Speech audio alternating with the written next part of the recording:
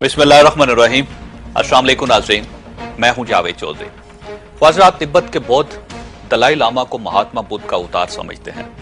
Dalai Mongol जबान का लफ्ज है और इसका मतलब होता है समंदर, जबकि लामा तिब्बती जुबान का लफ्ज है और इसके मायने होते हैं गुरु।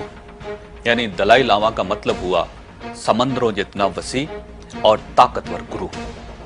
तिब्बती बौद्धों का जब कोई लामा मरने लगता है तो यह वफात से पहले उस घर की निशानदही कर देता है जिसमें उसने दोबारा जन्म लेना होता है। चुनाचे लामा की वफात के बाद लोग उसके घर को घेर लेते हैं और जो ही उस घर में कोई नर बच्चा पैदा होता है ये उसे लामा डिक्लेयर कर देते हैं। तिब्बत के बुद्ध अपने मरे हुए लामा के गोश्त के छोटे छोटे टुकड़े करके उन्हें तबर्रुक के तौर पर महफूज कर लेते हैं। इन टुकड़ों को बादशाह ये लोग बुरी नजर से बचने के लिए अपने दरवाजों पर भी लटकाते हैं, इनके तावीज भी बनाते हैं और शिफा के लिए इन्हें अपने जिस्म पर भी मलते हैं। तिब्बत के मौजूदा दलाई लामा लाहा मोदन दराब हैं। ये 1935 में पैदा हुए थे और 1951 में तिब्बत से इंडिया जलावतन हो गए थे और इन्हें 1989 में अमन का नोबेल प्राइज भी मिला था। दलाई लामा सिर्फ एक मजहबी फिगर नहीं है बल्कि ये एक दानश्वर भी हैं और सैकड़ों हजारों लोग रोजाना इनकी महफिल में बैठकर इनकी बातों से लुत्फ अंदोज होते हैं। ख्वाजा दलाई लामा ने चंद बरस कबल इंडिया की एक पब्लिक गैदरिंग में तिब्बत की एक लोक दास्तान सुनाई थी। ये दास्तान फोक विजडम का एक बहुत बड़ा शाहकार है। दलाई लामा का कहना था कि एक खरगोश किसी चीते को चक्कर देकर तिब्बत की किसी वादी में ले आया। खरगोश चालाक था, लिहाजा उसने पहले चीते को अपनी आंखें निकालकर हाथ पर रखने के लिए कायल किया। बादशाह झाड़ियों को आग लगाकर चीते को खाई में करा दिया। खरगोश बादशाह गांव के जमींदार के पास गया। जमींदार उस वक्त घोड़े चरा रहा था।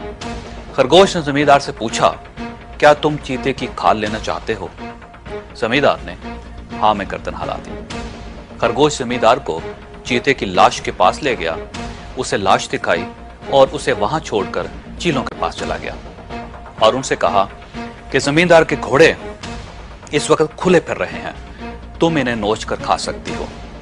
चीलों ने घोड़ों पर हमला कर दिया। खरगोश वहां से भेड़ें चुराने वाले लड़के के पास गया और उससे कहा कि चीलें इस वक्त घोंसलों में नहीं हैं, तुम अगर इनके अंडे चुराना चाहते हो तो तुम्हारे लिए बड़ा सुनहरी मौका है।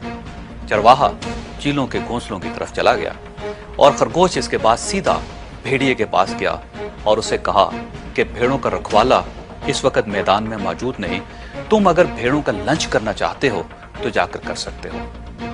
दलाई लामा का कहना था कि इस सारे काम से फारिग होकर खरगोश पहाड़ की चोटी पर चढ़ गया और उसने नीचे की तरफ देखा। नीचे का मंजर कुछ यूं था, भेड़िया भेड़ों को चीर फाड़ रहा था, भेड़ों का मालिक चीलों के घोंसले उजाड़ रहा था, चीलें घोड़ों की पीठ उधेड़ रही थी और घोड़ों का मालिक चीते की खाल उतार रहा था। यह मंजर देखकर खरगोश ने इतना बड़ा कहकहा लगाया कि उसकी बांछें फट गई और ये बांछें आज तक फटी हुई हैं। दलाई लामा ने यह कहानी सुनाने के बाद लोगों से कहा कि आप जब तक किसी सूरत हाल को बुलंदी से नहीं देखते, आपको उस वक्त तक उस सारी सूरत हाल का मुकम्मल तौर पर अंदाजा नहीं होता। चुनांचे जब भी देखो खरगोश की तरह बुलंदी पर बैठकर देखो। नाज़रीन, हम भी अगर आज के सियासी हालात को खरगोश की तरह बुलंदी से देखें तो बड़ी दिलचस्प सूरत हाल सामने आती है।